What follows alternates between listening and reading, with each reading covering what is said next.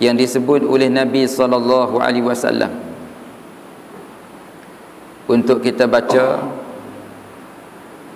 kita hafal, beramal dengannya, ialah 10 ayat yang pertama daripada surah Al-Kahfi, ataupun 10 yang terakhir daripada surah Al-Kahfi.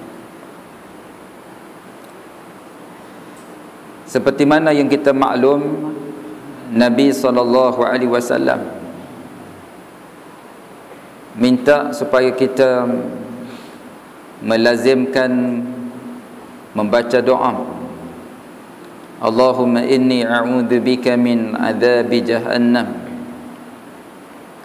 wa min adzabil qabr wa min fitnatil mahya wal mamat wa min fitnatil masihid dajjal. Ini di antara doa yang disebut oleh Nabi SAW kepada para sahabatnya supaya tidak ditinggalkan untuk dibaca, kalau boleh pada penghujung, di penghujung tahiyat akhir kita berdoa kepada Allah Subhanahu wa ta'ala, minta lindung daripada 4 perkara. Siapa suruh doa? Nabi SAW. Allahumma inni a'udzubika min adzabi jahannam wa min adzabil qabr wa min fitnatil mahya wal mamat wa min fitnatil masihid dajjal. Minta lindung kepada Allah Subhanahu wa ta'ala. Allahumma inni a'udzubika min adzabi jahannam. Ya Allah, ya Tuhan, aku dengan penuh pengharapan, ya Allah, sungguh-sesungguhnya aku minta lindung denganmu, ya Allah, min adzabi jahannam, daripada azab api neraka jahannam.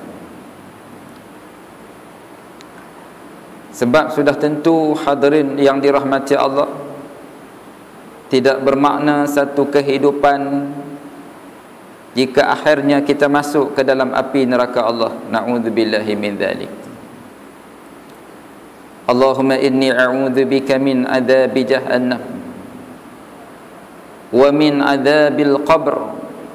Yang kedua, Nabi SAW minta kita berdoa kepada Allah Subhanahu wa ta'ala.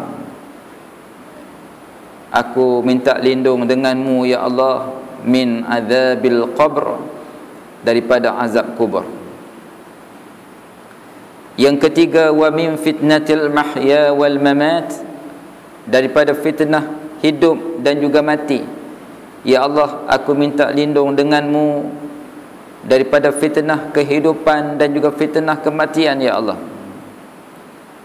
Dan yang akhir,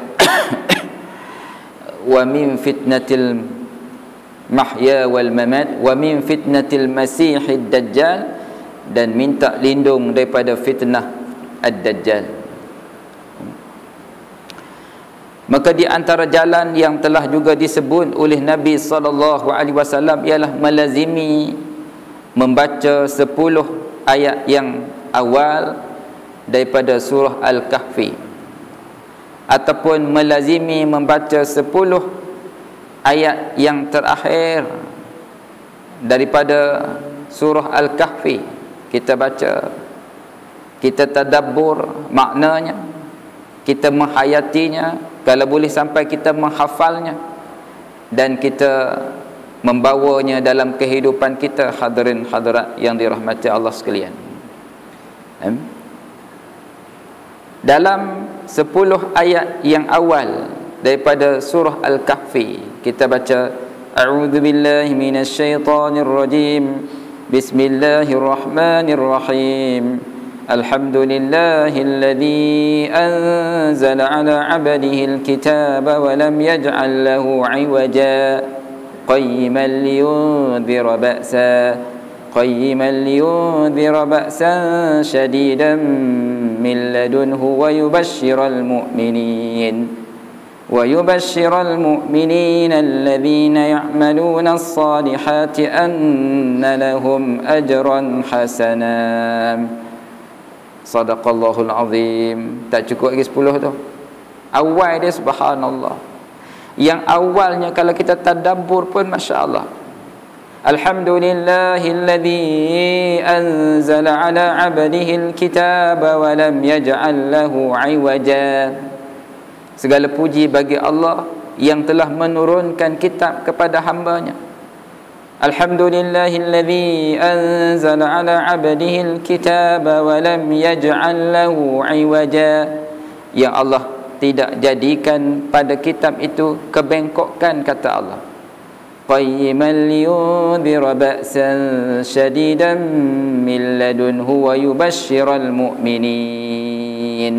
Hujung ayat tu Allah kata wa yubashshiral mu'minin, dan ia memberi khabar gembira kepada orang-orang yang beriman. Orang beriman lagu mana, kata Allah?